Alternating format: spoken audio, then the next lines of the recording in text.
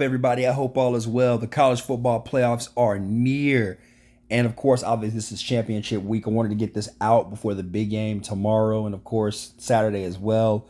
We got the four teams that are sitting out, which would be Oregon, Alabama, Texas, and I forgot who the fourth team was. I have to look it up real quick. One second. And, of course, Ohio State.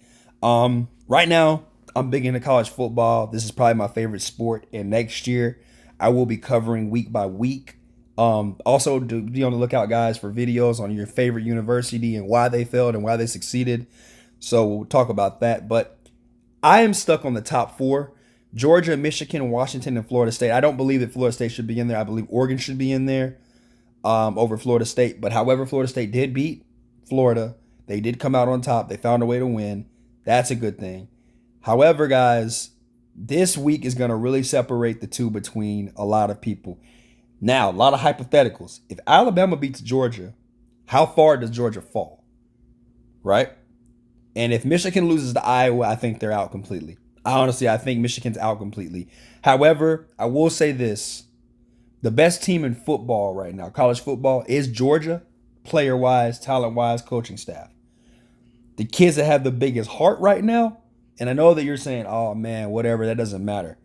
It matters in a lot of reasons. Michigan is definitely a solid number one in that department. They're literally playing football without their head coach. They're just out there just playing backyard football right now. And it shows. Like, it showed in that Penn State game. But, they polished and cleaned some things up. And here they are. Obviously, they beat Ohio State straight up. Washington is a really scary situation here. They got three NFL receivers on their roster and an NFL quarterback. Big, strong arm. Their defense is suspect.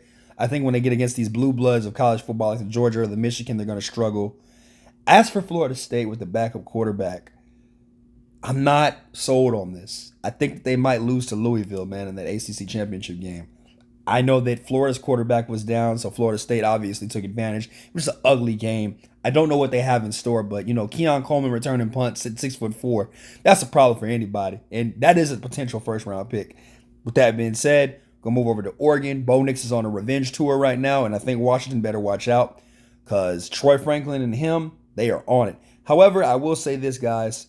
Watch out for a receiver named Bryant for the Oregon Ducks. He might have a big play game against Washington in the Pac-12 championship. Ohio State, they got to really sit and wait this one out. They really got to, because it's a scary chance if they get in there. If they get in, it's going, like I said, Florida State has to lose and Washington has to lose, or Michigan. One of them has to lose. Two of them has to lose for Ohio State to get in. And I would respect that one all the way, 100%. As for Texas and Alabama, I think Alabama's a better team than Texas. Not me speaking as an Aggie fan, but only because Texas beat Alabama, I have to respect it and leave it alone.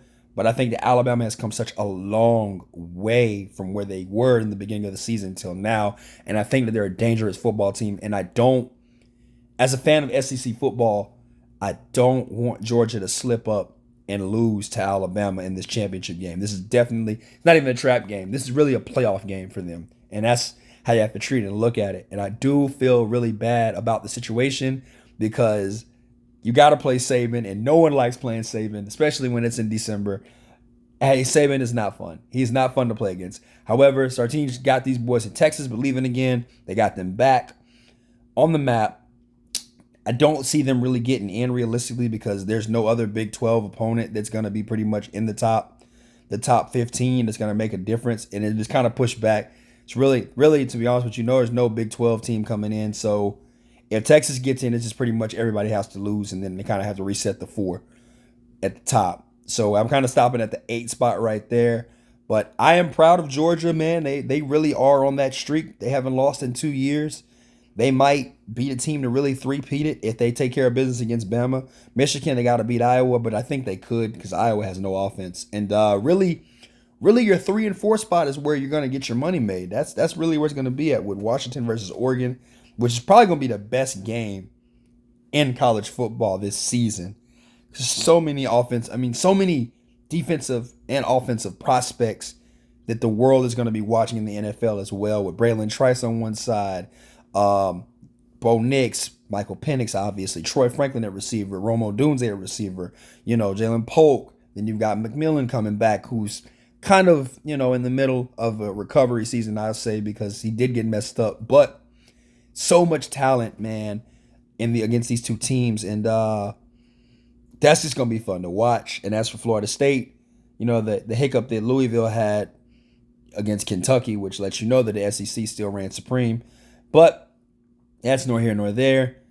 I'm really homing in on this, but if I had to call it for next week, I still can't call it, man. I can't call it. I just want to watch. I can't wait till this weekend.